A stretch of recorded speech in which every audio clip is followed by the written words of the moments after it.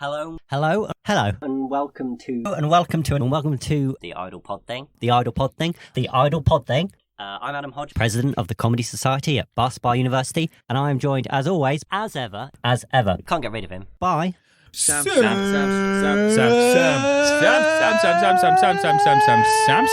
Strong. All right. And joining us on the podcast, Kelly Millard, Nick, Josh, Neil, Sam, not Dave. Faith, and then Maximilian Dennis Patrick Ponsonby. who's going to kick us off? Hello! Ferret. Everybody in life starts at the back. I regret even approaching you. They were right. Latest Tag Ice Cream truck. If the mushroom cloud was kind of shimmery. How would you best describe Max? I'd call him a walking tragedy that hasn't given up yet. I almost got mugged once. I just go, please don't go. Uni news. I love ankle. There was probably a dude called Achilles who was a very good fighter. Who then one day got. And you can call me Judas. It's time for Max's story. I woke up naked, smothered in my own poo, wee, and vomit. I literally could not care less. Instantly tackled by a 6'4" drag queen. It is now my sole mission to find the email addresses of these bins. Oh, your intimate times.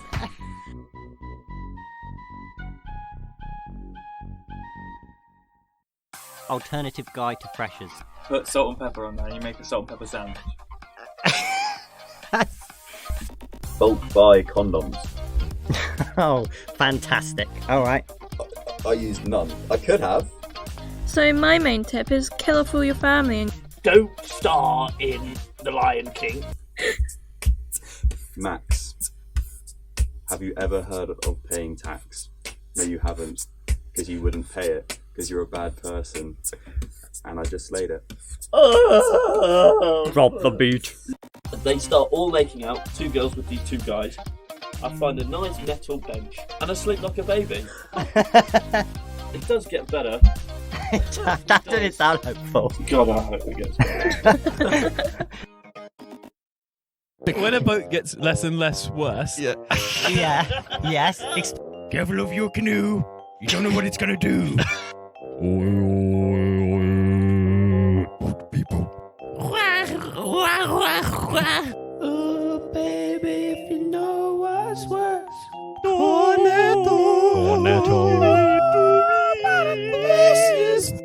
Goodbye, Sam. Goodbye. I love you. Goodbye, Sam. Goodbye.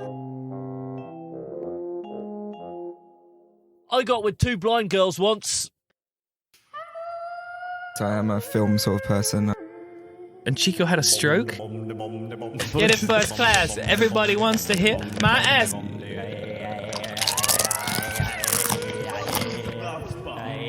My name's Bob. I'm a sausage. There's a serial killer for sausages. Declan got. Oh no. Jeez! That was stressful to listen to. A feathery moth.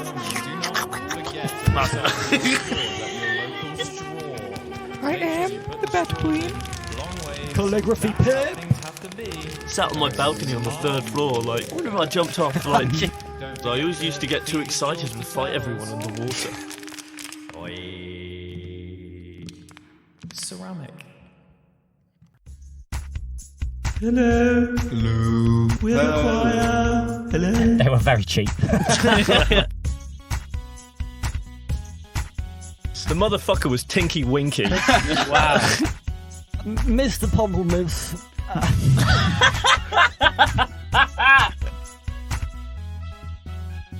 I've got small hands, I'm good with the old knobs.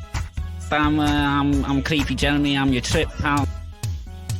We're gathered around to tell stories. Sam Strong, inventor of the world's smallest printer. revenge, deceit, wrath.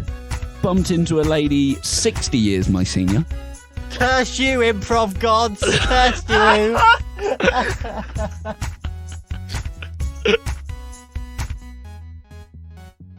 And we're joined by a very special guest, Jad Steele. Oreo. That's wild. Cool, medium-sized brother. What's that about? Nothing, miniature sister. Excuse me? Sorry, jumbo-sized uncle. A gorilla who eats bananas with his penis. World domination by 2022.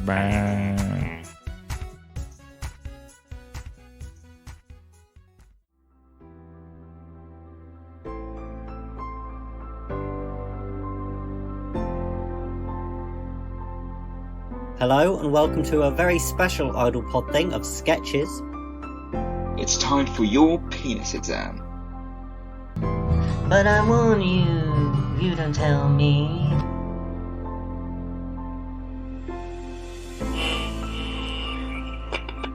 This is the Ferret and the Owl. It's 2 female members. Ooh, David. I saw the dangliest fanny I've ever seen in my life. And I won't give no apology for being into ornithology. Hello and welcome to History Quiz. I'm gonna buy a girlfriend.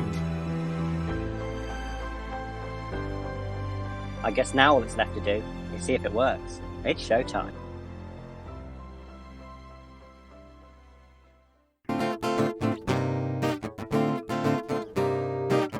Hello and welcome to a very special Idle PodThing. I'm Adam Hodge, president of the Idle Playthings, the comedy society at Barspar University, and I am joined, as ever, by Sam Strong. I'm the treasurer.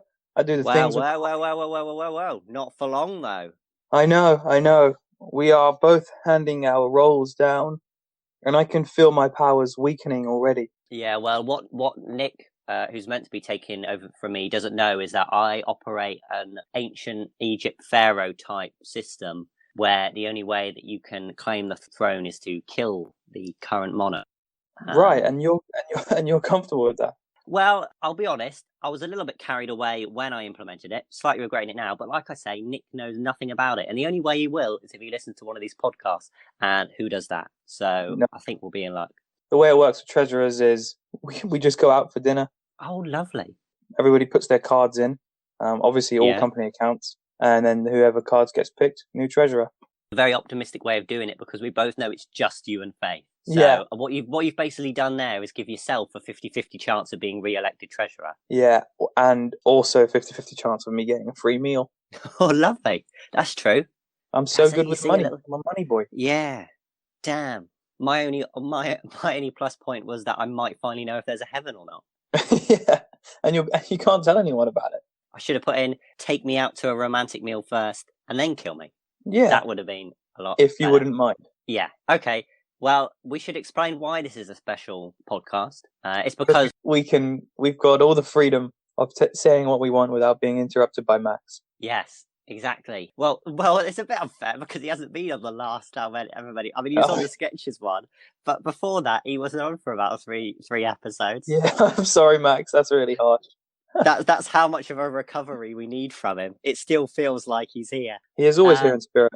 There's just a bit of mole on the side of my desk here. I think that's Max. That's his spirit just circulating around there, giving me asthma. So this is a very special episode because we're going to be going through 5 of our favourite moments from all the episodes we've done. I mean, we don't really know how many we've got left of these, do we? I mean, this may be the last one. Who knows? Potentially. I mean, I'm getting weaker by the day as I lose my grasp on knowing what a good financial decision is. Yeah, exactly. And I've got Nick bearing down on me, hunting me, like it's Logan's Run. Cracking reference there. So I'm in big trouble. Is this in some way my last will and testament? To an extent, I mean, it's incredibly dark, but yeah. So we're going to be going through our favourite 5 moments from the previous episodes. So let's get started. Sam, what's our first moment? The first moment that really stuck out to me, not to pat ourselves on the back here, but it was the first episode, just us again, like the old days. And we met an incredible woman, a rodent that we've all come to know and love, the ferret. Indeed. And I cherish those interactions so dearly, and it makes me cry, the fact that I get to listen back to them all the time. We've made a lifelong friend there in the ferret. I mean, I say lifelong, obviously they have a short lifespan than 7 years, I think. Yeah. We've made a 7, well, she was already 5 anyway, so we've made a 2-year friend, which is better than most of our friends, so that's worked well. Yeah, in a way, it's too much. So let's have a listen to that moment. I'm listening already.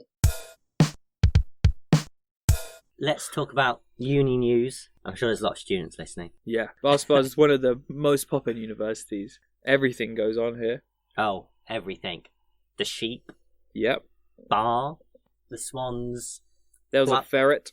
There was a ferret. That was the most exciting news story at the uni. There might be a ferret somewhere. Yeah, and there was an email. Don't approach the ferret. Don't approach the ferret. They'll bite you.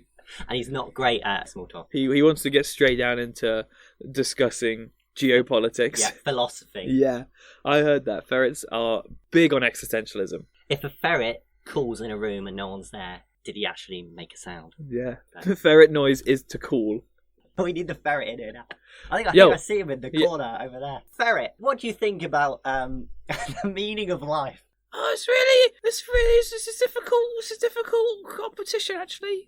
Life is a competition. It's a competition? Yeah. Like some kind of ferret race? It's a game of rounders. It's a game of rounders? Yeah. Everybody in life starts at the bat. And then, I guess they pass the baton on. There's no baton in rounders, famous. I mean, excuse me, ferret. You're a ferret. Yeah. Have you ever played rounders? No, I don't have opposable thumbs.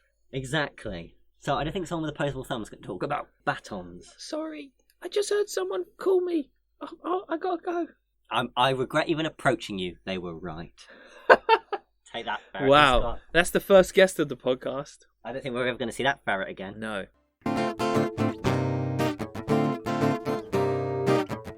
So that was our interaction with the ferret, the very first interaction. How many times did we speak to the ferret overall?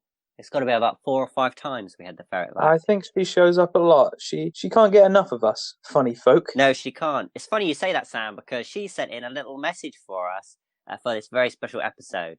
So here is a lovely little message where she just thanked us for having her on and talked about why it meant so much to her as the ferret to be able to the Idle PodThing. So here's that little message now. Great. Hi guys, Ferret here. Just thought I never really got the chance to say this in person. I'm not very good with my words, and so I wrote you a song to say thanks. It goes a little bit like this. I was lost and lonely before I found you guys. I was lost and lonely, crying out my eyes.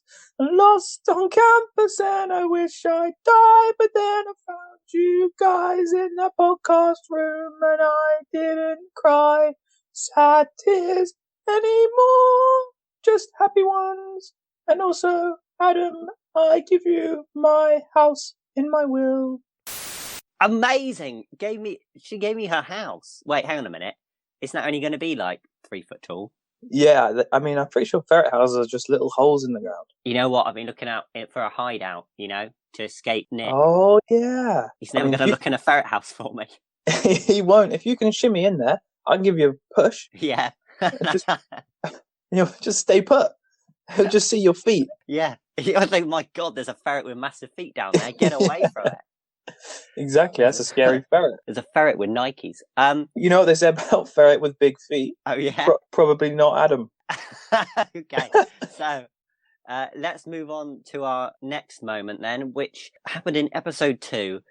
We've had many Max's stories on the podcast. Do you have a personal favourite of all the Max's stories, Sam? I definitely do like the tale of him on school trips and... That's true. That he went on and on and on and on. It was very long.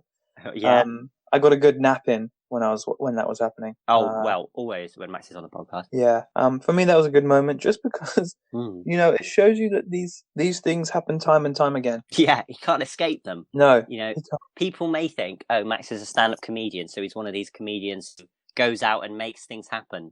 He doesn't. The things happen to him. They really do. So let's listen back to the Max's story moment that we chose. And it's an incredible story of Max being mugged and, in his own words, being saved by his own stupidity. Let's have a listen.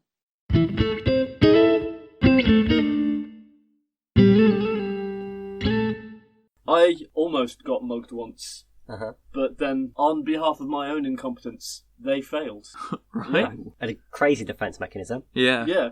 Really, I don't know how I evolved this way, but technically I might live forever. All right, where were you? When was this? This was freshers of this year. It was on Victoria Bridge, right next to Sainsbury's petrol station, as I was walking back across towards my flat on Upper Bristol. So, for people who don't live in Bath, you'd say that's kind of the Compton of the West Country. Straight up, yeah. Right? It's the Compton of Somerset. Yeah. And I'll be going over this bridge that covers the River Avon, which is the biggest river in Bath, and also The only. This was just after a party where I'd drank a lot and I'd smoked a lot, and I'd just got my student loan in that day, so I could do all those things because I had the money. You were earning. Yeah, and I just walked a girl back to the bus stop because you know what it's like late at night. You know, you got to make sure. There's she people like gets home Max safe. walking around. And just as she gets on the bus, I'm like, oh, what am I going to get? Like, maybe a kiss or a thank you or whatever. See, he was doing it for exactly the right reasons. Yeah, That's yeah. what I got. Well, Let's be transparent here. Yeah. Max isn't a nice buzz. She goes, thank you so much for this, Max. Here, have a menthol. And I'm like, well, I suppose that's something. Free cigarette. Right. And walking back across this bridge, puffing on this unlit menthol because I don't have a lighter, but I do like the taste. Mm-hmm. Staring up at the moon because it's really bright tonight, and it's probably a combination of the alcohol and the drugs. But I'm starting to cry at the big old That's lovely. ball of It's light. like a Van Gogh in Yeah. the sky. Yeah, I was having this real melancholy moment. Oh, Wow. lovely. When all of a sudden, out of the corner of my eye, I see these three guys walking up to me. Three guys. Yeah, three of them. Like two of them, maybe I could take, push one off the Sure. bridge.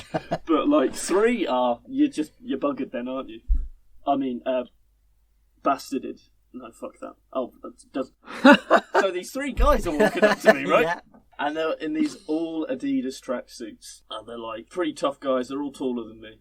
Not difficult. They're really not tricky. I mean, how old are they? Like 10, maybe? They 11? looked about my age, like student age. Uh-huh. And the tallest guy in the middle comes straight up to him and he's like, all right, mate, give us your wallet. They're very quick and to the point, which I appreciate. Yes, you know? that's helpful.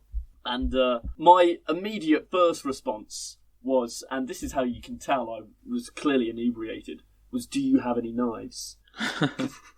I just wanted to make sure that if they're going to try and mug me, they may as well at least do it thoroughly, you know? And you were getting some new stuff in for your kitchen. Exactly. So you thought, Look at the John Lewis range.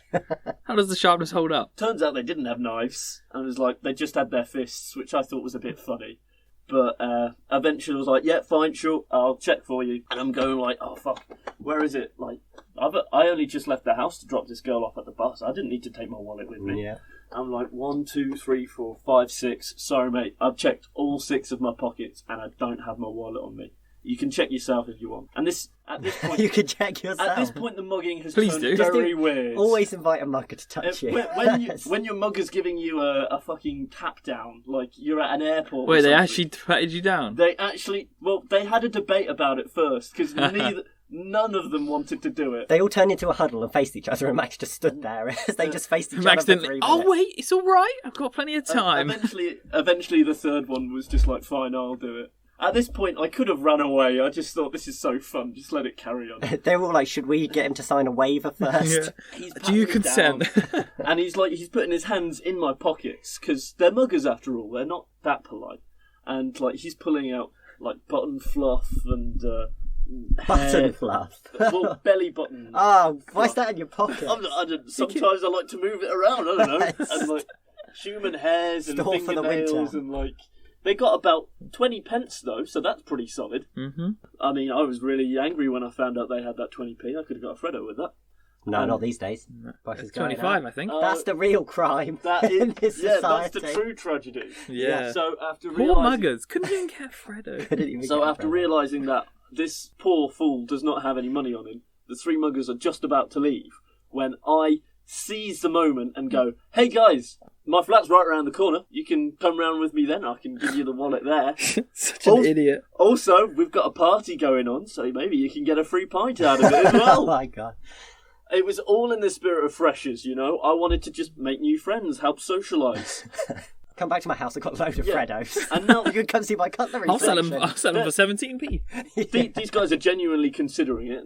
They're slowly starting to walk along. I'm leading them off the bridge now. We still haven't got off this bloody bridge. Is bloody okay? Yeah, that's fine. That's fine.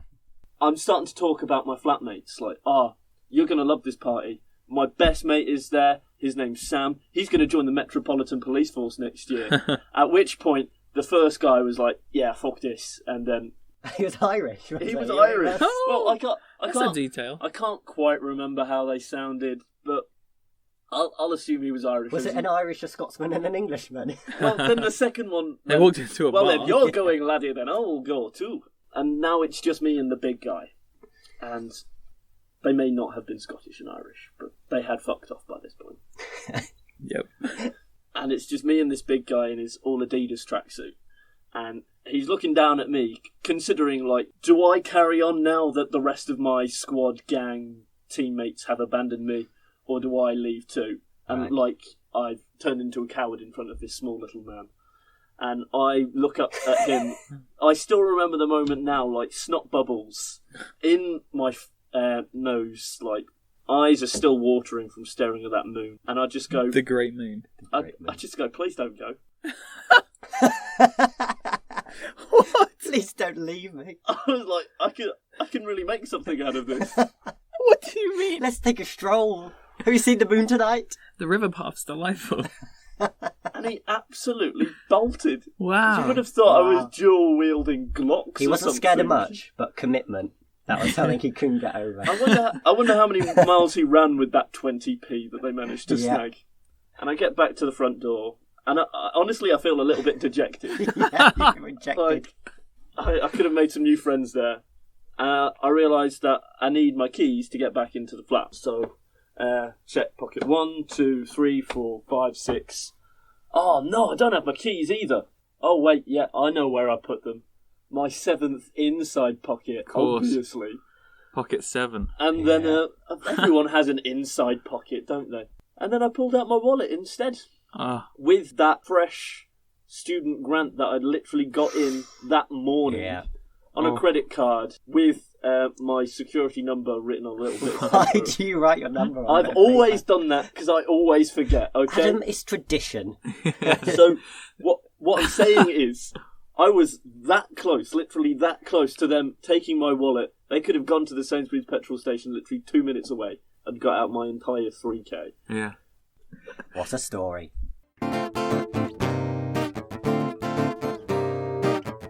A truly harrowing story from Max right there. Mm-hmm. I forgot how dire the situation was and how much I was genuinely scared for the muggers' lives. Yeah, that's true. Yeah, thank goodness none of them were female. That is it. Who knows what would have happened then? You know, alone with Max on a bridge at night. That's a worry. Yeah, truly incredible. I don't think I've ever heard a better line in one of his stories than the muggers. They run away from him because he invites them to a party and he shouts after them, "Please don't go." Yeah. Just speaks to the sadness within that man. To his It really does. Okay.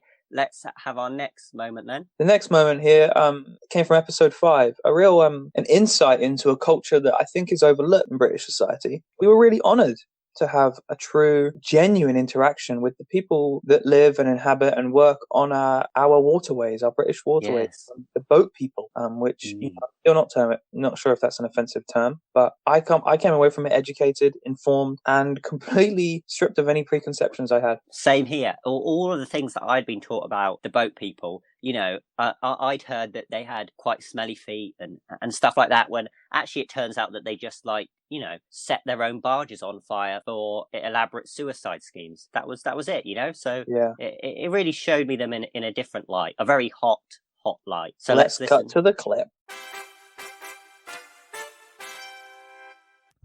Basically, the edges of the river are higher, right? But there's only in certain patches. So when the water drops by a level, half of the boat is stuck on a bit of concrete and the other half isn't. It's still in the water. So it's at an angle, which is bad. Boats need to be level. And therefore, that goes more and more worse. The bottom edge gets water on it. More and more worse. More and more worse is the boat term. Like a boat person would say. And then one boat sank fully. Another one had to be saved by the river firefighters. The river firefighters. I don't know what. Yeah. I actually, I did hear about this story actually, which is why I'm so bored because I've read up so much over the last few weeks about the boat minutiae. So what I did is I invited in one of the boat people, bit of a derogatory term, Sam. Yeah. So get on board with that. Sorry. And one of the boat people, and I also invited in one of the firefighters River said that, and the firefighters. boat person just wanted to thank the firefighter. Said he had a little something prepared, maybe a little sea shanty. I think he said to me. So we'll do lovely. that. Hi guys. Hello. Nice I'm the boat person. What's your name, Mr. Boat Person? I'm Billy. Billy Boat Person, and we've got a lovely firefighter in here. What's your name again? Sorry, remind me. My name is Sally, because women can be firefighters too, you sexist pigs. They can be. Okay. You are a very progressive boat person. Very, very much so. I'm flattered. I don't know what he's saying, really. Nobody does. I'm worried. I said happy birthday to my son, and he just said yes. Does he? He doesn't speak boat people as well? No. Oh, it's the modern world, isn't it? It's the internet. World. It's ruining a very everything. specialized language. It's ruining stuff for the boat people. It's ruining your culture, your traditions. They're eroding away like a riverbank. It's also ruining your microphones.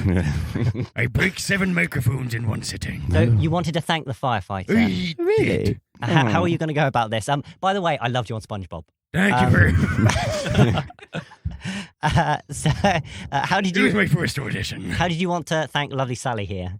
Oh, Sally, thank you, Sally. Helping the riverboat, Sally. In the river, lad, Sally. Sally, thank you. What was the name again? Sorry, it's Billy. Was Billy! Billy. See, it was weird when I saved Billy from his boat, because he was actually, when I found him in the boat, he was the boat had angled, because I don't know if you I think you covered this. Boats need to be level. I don't know. Hey, you're a boat person. I think the correct term, covered it. the correct term is more and more level, isn't it? I don't know. Anyway, More, worse and worse.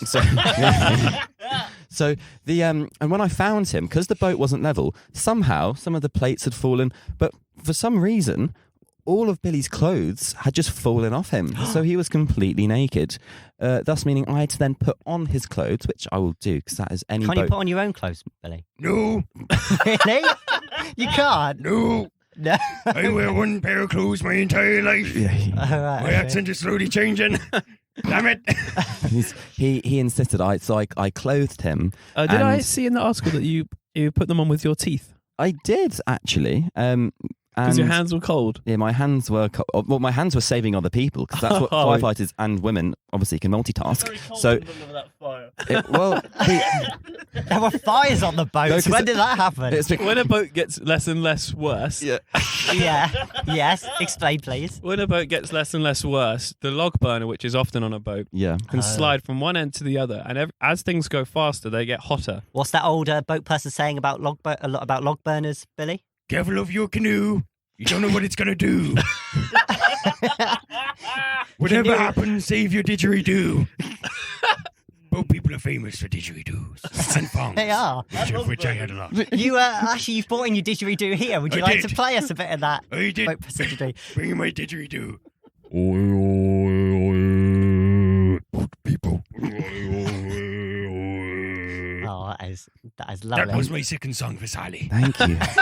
Sally's very... Wait till you hear the third one, Sally. That's coming up. But yes, when I saved him with my teeth, I was putting on his clothes, and my hands were, I don't know, picking up his baby. I don't know. Yes, and, good old Tommy. Yeah, he was. Yeah. But I just chucked him into the water. He was wearing a life joke. Oh my word! He's only gone and bought Tommy. He's only gone and bought Tommy with him. Oh, little baby Tommy. Oh, my little boy. Oh, hi, Tommy. Oh my God, he's drowning again. No, that's natural for boat people. We drown for the first 5 years of our life, especially on land where there's no water. Yeah. Hello, I'm little Tommy, the boat person, baby. Oh, Tommy, you've already learned full sentences at 2. I'm so proud of you, and so would your mother be if she was still with us. Oh, her death, it just got much more worse. Much more worse. Tommy, do you have a song for Sally? A little duet with your father, maybe? Oh, we love a father and son. Yeah. Are you ready, Tommy? I set the rhythmic melody, and then you do the vocals. Okay. Sally! Oh, Sally!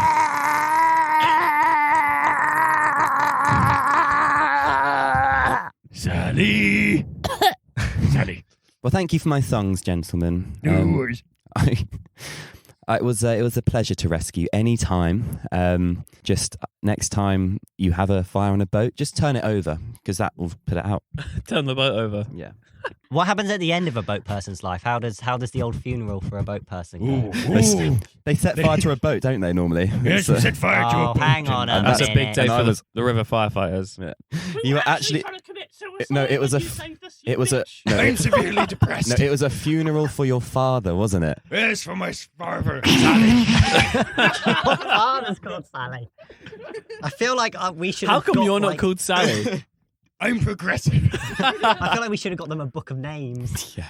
We could have I changed think the it burnt in the fire. civilization. You don't see many people out on the ocean.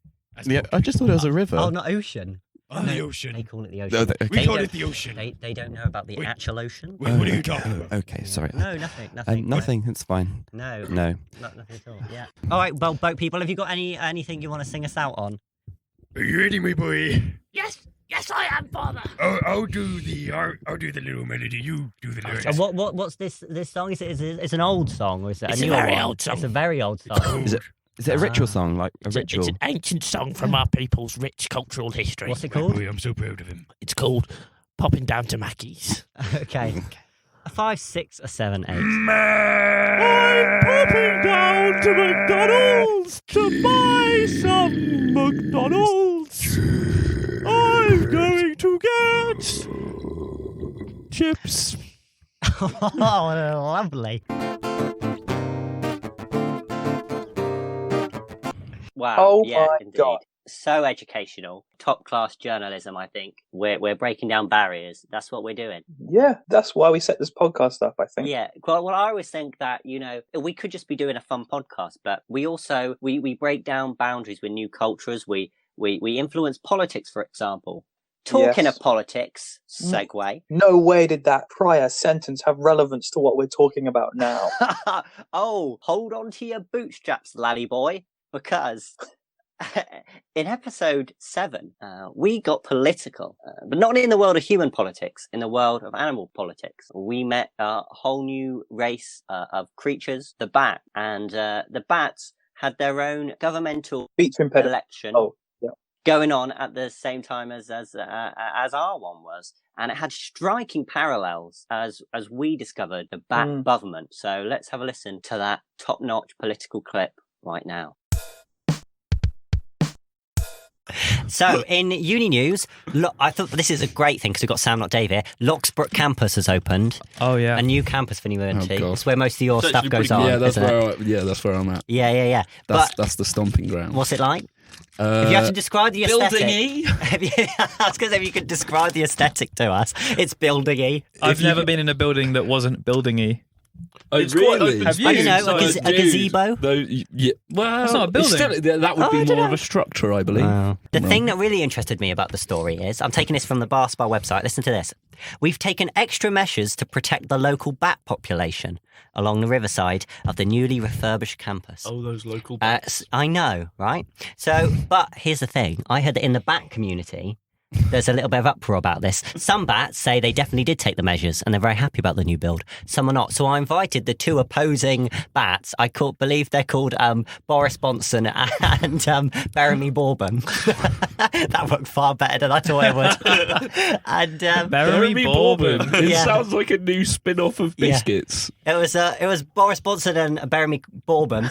And I've got them in the studio now. So could you maybe if Boris Bonson starts question time. Yeah, if Boris Bonson, what's your main argument of why this campus is great? Why it's really helped the population?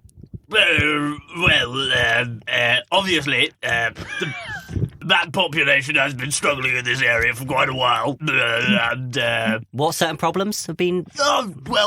There's not a lot of there's not a lot of places to sleep at night time. Us bats are.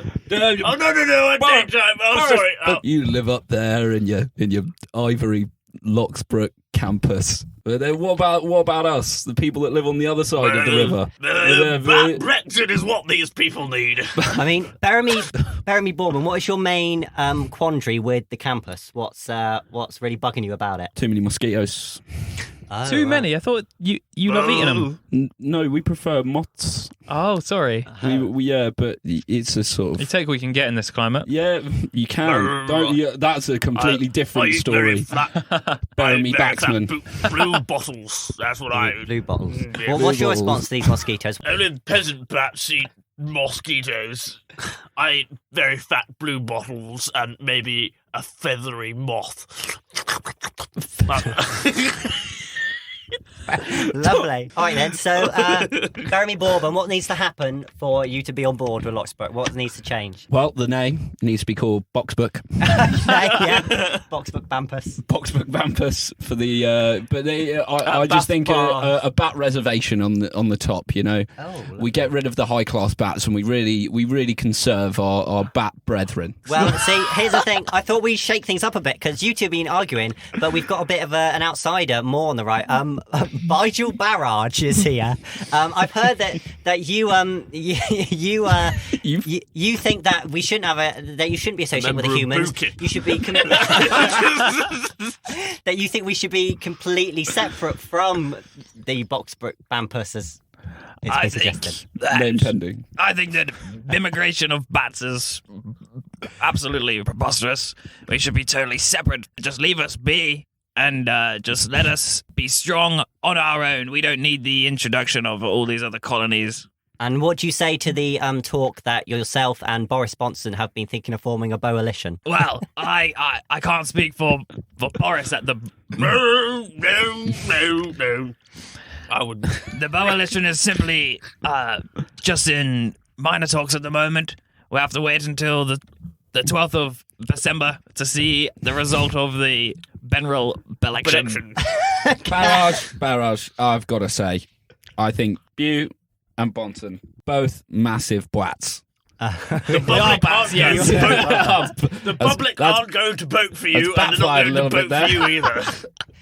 And okay, well, I think we should leave this on a more harmonious note.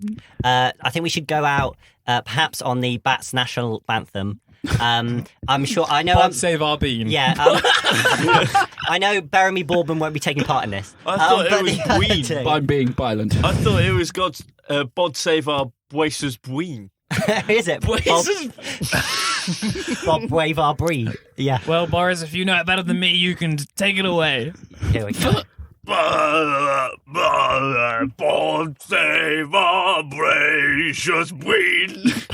I'm sorry, I'm too emotional. Oh, it just reminds me of the Olympics. All that rhubarb. I'm having a bad heart attack. Talking of, just quickly talking about the bean, I did have a big. It's the Bween. I just had a little quote from the Bat Bween. I did get a little quote on her about Locksbook Campus. This is just a little quote I recorded earlier from the Bat Bween. I am the Bat Bween, and I would just like to say, this is a very nice campus. Thank you very much.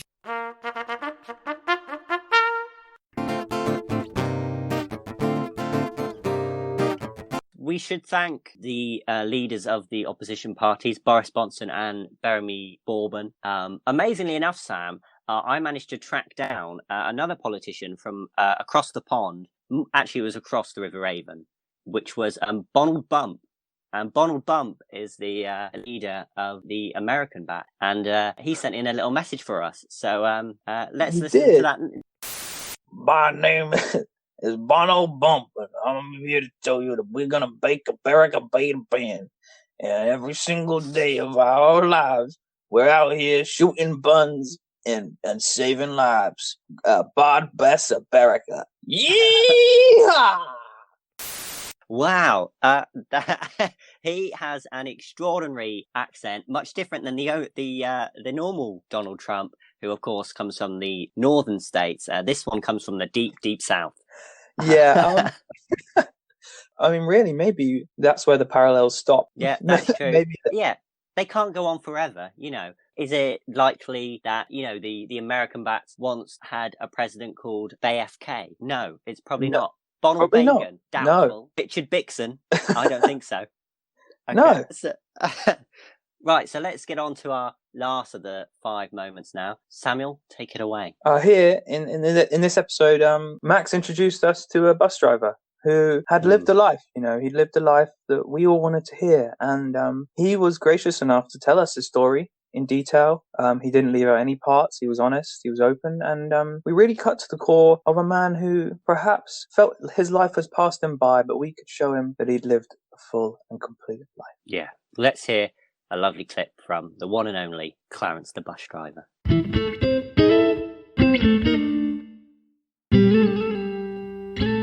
What's your name, bus driver? Clarence. Clarence. I can believe Wow. Mind if I hit my vape? No, you can just go for it. Tell us about the 70s, bus driver. Well, I was only between the ages of 6 and 16 in the time. But you're still doing sex, drugs and rock and roll. Yeah. Had to, mate. It was the 70s. Why don't we get him kicked out if not? Why don't we take him through Kicked out of the 70s. Yeah, you have to go back to the 60s. Max and the choir, why don't we take him through his first time doing each of those things? Sex, drugs and rock and roll. So let's start with sex. Clarence, how did that go? So you're under the age of 16, okay? And how did that come about, that whole thing? So, obviously, I told you, me and my wife met. Yeah. Yeah, when you were under 16. And so you were married under 16? Oh, yeah. Oh, yeah, really? So how did that happen? Will you marry me? Yes. Yay. Bit like that. Flashback, yeah. We were in a snooker house. Okay. They were big at the time. Oh, I love snooker. I thought it was at an AIDS awareness convention, but oh well. No, they were playing snooker at an AIDS awareness convention. Oh, yeah. Fuck AIDS. Fucking pot that ball. Yeah. And there I was, potting the reds. Yeah. And this lady comes up to me and she goes, "Well done, Clarence." Okay, yeah. And I'm like, "Blimey. You've got the eyes of a dishwasher." I meant to say dinner plate. Oh, no. But it's one of those little meet cute moments. It was. It was so awkward. What did she say in response? She said, Thank you. You have AIDS. She asked me if I had AIDS. Obviously, I was wearing the wristband that said I didn't. Oh, no, you don't have AIDS. I can see the wristband now. So that was off to a good start. Yeah. Because love at first sight. It was love at first sight once you see my wristband. Once you'd seen the wristband. Yeah. So one. Yeah. Okay. And we walked out there. Luckily, church next door. It was late, but the church was open. Back in my day, you could get a wedding anytime. Are you thinking what I'm thinking? Gunshot wedding. Yeah. It went a little bit like that. Okay. But the only thing that was different, it was snowing. Oh, it's snowing, babe. Look. Snow. It's all white. That's magical, isn't it? Wow. Yeah, I do like them white people. I like them white people. You do, don't you, Clarence? I know it's unlikely, but I really hope that bus driver doesn't listen to this. Go on then, Clarence. So then, how does the wedding night, how does that prevail? Well, next to the church was a hotel. It was so it was, one right street. next to the church, was it? Yeah. That's lucky. They had a back door as well. Oh, right. They led straight into the, I guess it's like a travel lodge? Yeah. All right, yeah. Marital room. They'd chuck some bits of shredded paper up. Wow, babe, look. Shredded paper. It must be love. Paper cut. I got a paper cut. Oh, you did, I'm did doing you? the accent now. Still got the scar to this day. He does, doesn't he? It was on a my deep left wound. nipple. Yeah, you can see it because he's topless. It's the new standard uniform for bus drivers. In fact. Is it? Yeah, first More bus. aerodynamic. Yeah, it is. Okay, so that Bit was unfair that for the was, winter season, that was but oh well. your first experience of a sexual kind. Indeed. Okay, next is drugs, isn't it? That's the one. Yeah, so between the ages of 6 and 16, how old were you when you did your first drugs? 11. 11, okay. And how did that happen? So I was walking past a snooker house / AIDS convention. Fuck it. Yeah, love snooker, mate. It's great. And I stopped and I looked on the ground. And what did I see? A leaflet. Ooh, what's this? Oh, it's a leaflet. What did it say? Try drugs. Try drugs, really? Oh my god, I think I should go and try some drugs. What are drugs, though? And then I turned the leaflet over and had a very informative information about drugs. Oh, that's what drugs are. Oh, that's the man who sells the drugs. And That's helpful. on the corner was the man. He was handing out leaflets and he dropped that one. Oh, right, okay. And I said, hello, fella. I just found your leaflet. Yeah. There's a voucher on the bottom. First time free. Really? Incredible marketing man he was. I mean, that is a smart fellow. What was his name? Toe. Toe. Yeah, mate, you got the voucher? Yeah, there you go. Alright, sweet. Which drugs do you want? Which one do you think I like? Fuck it. Any of them. It's the 70s, isn't it? Oh, yeah. There you go. Bag of drugs. Thank you. So he gave me a pick and mix. He gave you a lovely pick and mix, did he? Yeah. Oh, that is nice, actually. And so you tried the various drugs. Did you have any hallucinogenic effects? I did, yeah. You did? I rushed home. Oh, Mom, Dad, where? No, they're not home. My voice, what's Do you meet anybody in your hallucinated state? Yeah, I did. Who are you? Who are you? Alright then, lad, I'm Creepy Jeremy, I'm your trip pal, yeah, alright, lad, what you saying, you alright, kid? I'm really You scared. don't look alright, kid, no, you need to sit down, get yourself a glass of water, go eat some fucking bread, son. You're pale as a sheet. This is reality calling. Have a fucking bath. So what you're It trying was to tell nice. me, Clarence, is you had a drug hallucination, and in that hallucination, you saw someone telling you to stop doing drugs and clean up your act. That I wish that would happen more common because it would solve a lot of drug problems. It'd be really helpful. It was incredibly fortunate. If any drug addicts are trying to quit, just get a pick and mix. That's what we're saying, basically. Is that how you survived the 70s with the drugs? Well, that trip lasted 4.5 years. Wow. And Was he guiding you through it the whole time? It was there all the whole time. Oh, What a lovely nice, fella man. Creepy Jeremy was. And then I woke up, met my wife. Next day. Rock and roll. What was the first you heard? What was it called? Big Bowls. Oh, Big Bowl. Oh, proper rock and roll. It was the most rock and roll you've ever heard. Oh, I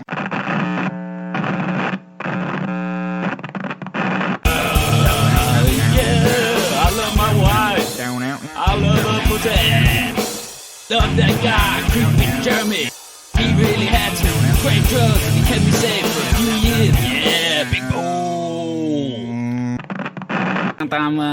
I'm Creepy Jeremy. I'm your trip pal. So it was incredibly close to the last 4 years of my life. Wow. And I really appreciated the things they had to say. And that is the first time I heard rock and roll.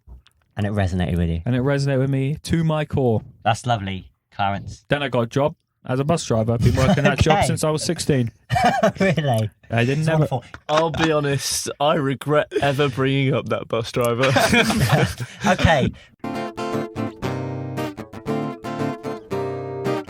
Wow, what a life right there from Clarence the bus driver. Eclectic times in that man's life. Incredible. You do forget how different the 70s were. You could be married at 13. So, those are our top 5 moments. Some of our favourites from the whole time we've been doing the podcast. If you've listened to all of the podcasts and you've been a loyal listener, please check yourself into a clinic somewhere soon. But thank you very much. Thank you. Yeah, thank you so much. Especially those 2 listeners who are in the Philippines. I don't know how you found us, but we're so glad you did.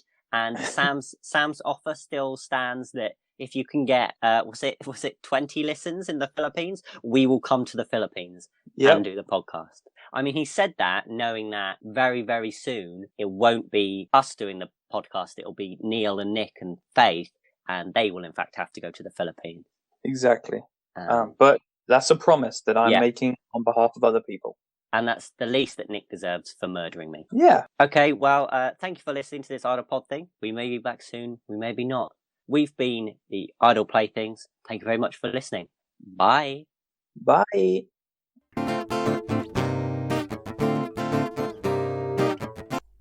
You want me to stop? No.